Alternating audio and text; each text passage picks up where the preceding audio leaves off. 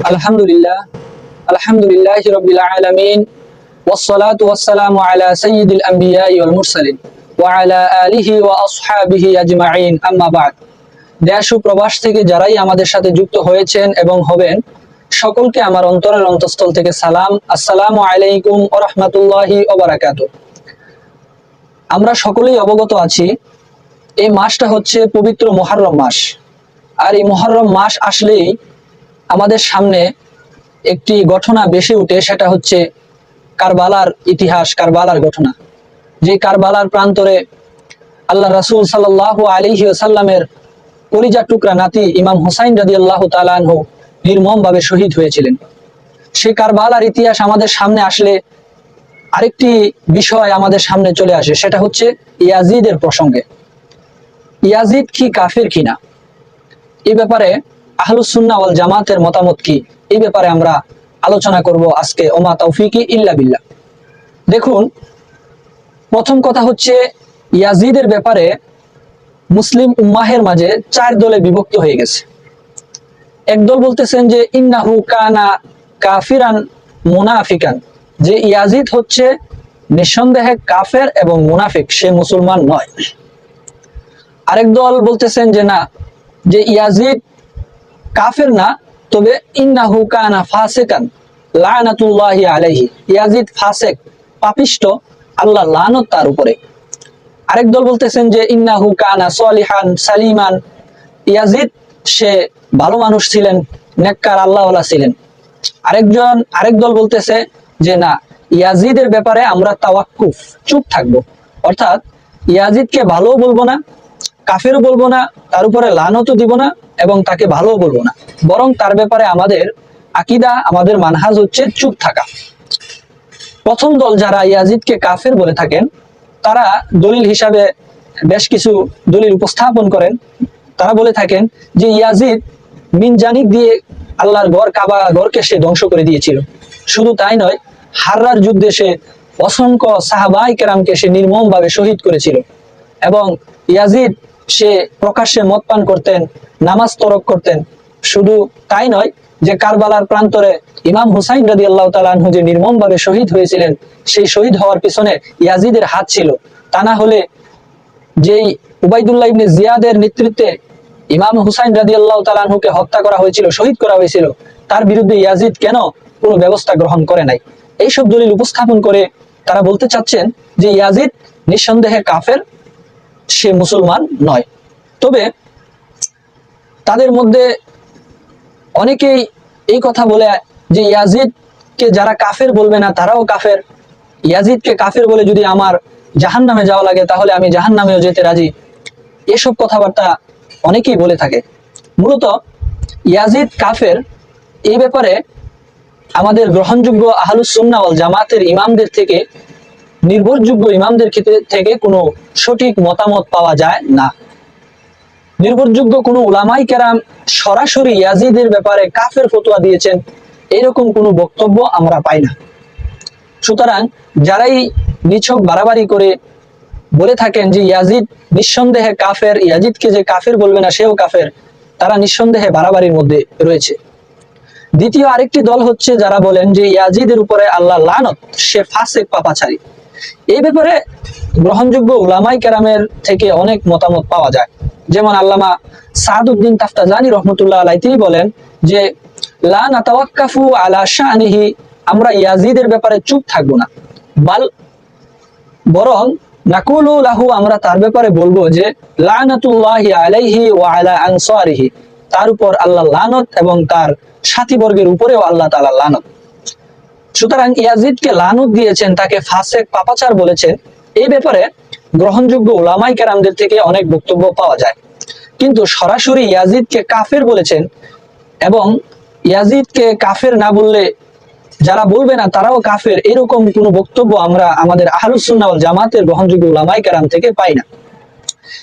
তৃতীয় আরেকটি দল যারা বলেন ইয়াজিদ ভালো মানুষ ছিলেন, ইমাম হুসাইনকে হত্যার পিছনে, শহীদ করার পিছনে ইয়াজিদের কোনো হাত ছিল না, তারা নিঃসন্দেহে বাতিল এবং গুমরাহী।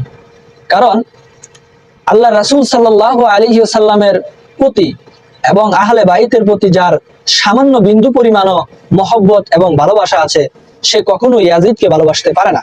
যেমন ইমামে আহমদ ইবনে হাম্বল রহমতুল্লাহ আলাইহি বলেছেন যে হাল ইউহিব্বু ইয়াজিদা আহাদুন ইউমিনু বিল্লাহি ওয়াল ইয়াউমিল আখির, এমন কেউ কি ইয়াজিদকে ভালোবাসতে পারে যে আল্লাহর প্রতি ঈমান আনছে, আল্লাহর প্রতি বিশ্বাস স্থাপন করে এবং আখিরাতের প্রতি বিশ্বাস স্থাপন করে। কাজেই যারা ইয়াজিদকে ভালো মানুষ বলতে চায় এবং ইয়াজিদকে সকল অন্যায় পাপাচার থেকে মুক্ত এই কথা বলতে চায়, তারা নিঃসন্দেহে গুমরাহির মধ্যে আছে, সারাসারির মধ্যে আছে।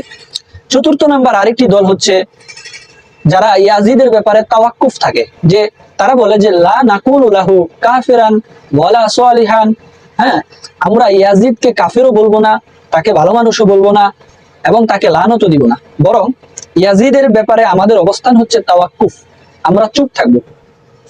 ও আমরুহু ইলাল্লাহ, তার বিষয়টা আমরা আল্লাহর কাছে ছেড়ে দিব। কারণ ইয়াজিদের বিষয়ে পক্ষে বিপক্ষে যা কিছু বর্ণিত হয়েছে তার অধিকাংশটাই ইতিহাস নির্ভর, অধিকাংশটাই অকাট্যভাবে প্রমাণিত নয়, যার কারণে আমরা ইয়াজিদকে সরাসরি কাফেরে বলবো না, তাকে ভালোও বলবো না, তাকে লানতও দিব না, বরং তার ব্যাপারে চুপ থাকবো, আল্লাহর হাতে ছেড়ে দিব। আল্লাহ রাব্বুল আলামিন তার ব্যাপারে উত্তম ফয়সালাকারী। যেমন আল্লামা শামসুদ্দিন আয-যাহাবী রাহমাতুল্লাহ আলাইহি তার সিয়ারে আলামিন নুবালার মধ্যে তিনি স্পষ্ট ভাষায় বলেছেন ইয়াজিদের জীবনী উল্লেখ করতে গিয়ে যে লা নাসুবুহু ওয়ালা নুহিব্বুহু, ইয়াজিদকে আমরা গালিও দিব না এবং তাকে ভালোবাসবো না। গালিও দিব না মানে যে ইয়াজিদকে ভালোবাসবো বিষয়টা এরকম না, অর্থাৎ ইয়াজিদের ব্যাপারে আমরা চুপ থাকবো, তার বিষয়টা আমরা আল্লাহর কাছে ছেড়ে দিব। আরেকটি ঘটনা যদি আমরা লক্ষ্য করি যে ইমাম আহমদ ইবনে হাম্বলের ছেলে সালেহ ইবনে আহমদ ইবনে হাম্বল একবার জিজ্ঞেস করেছিলেন ইমাম আহমদ ইবনে হাম্বলকে যে ইয়া আবি, হে আমার পিতা, যে ইন্নাহুম ইউহিব্বুনা ইয়াজিদা, যে কওমের কিছু কিছু লোক আছে যারা ইয়াজিদকে ভালোবাসে। ইমাম আহমদ ইবনে হাম্বল প্রত্যুত্তরে বলেছিলেন যে হাল ইউহিব্বু ইয়াজিদা আহাদুন ইউমিনু বিল্লাহি ওয়াল ইয়াউমিল আখির, এমন কেউ কি ইয়াজিদকে ভালোবাসতে পারে যে আল্লাহর প্রতি ঈমান এনেছে এবং আখিরাতের প্রতি ঈমান রাখে?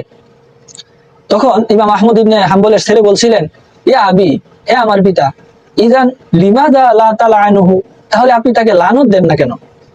ইমাম আহমদ ইবনে হাম্বল বলেছিলেন যে হে আমার সন্তান, ইয়া বুনাইয়া, হে আমার সন্তান, মাতা রাআইতা আবাকা ইয়ালআনু আহাদান, তুমি কখন দেখছো যে তোমার পিতা কাউকে লানত দিয়েছেন?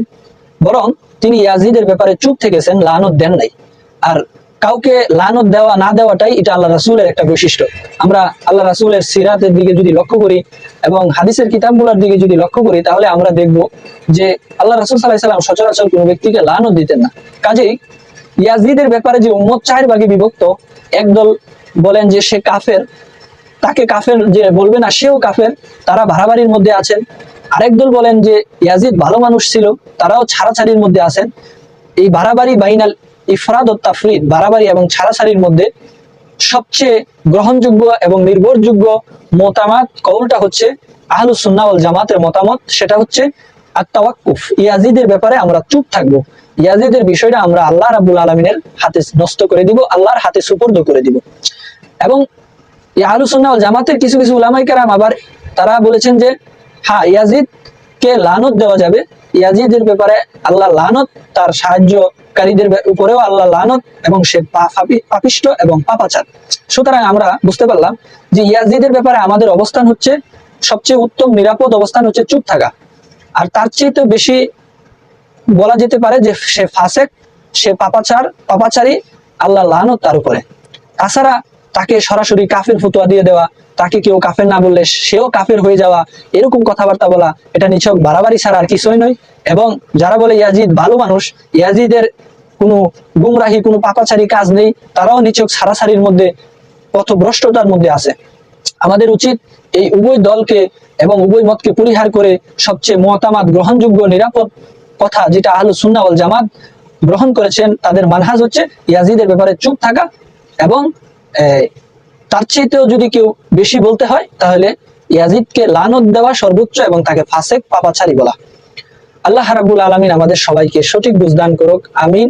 আসসালামু আলাইকুম ওয়া রাহমাতুল্লাহি ওয়া বারাকাতুহু।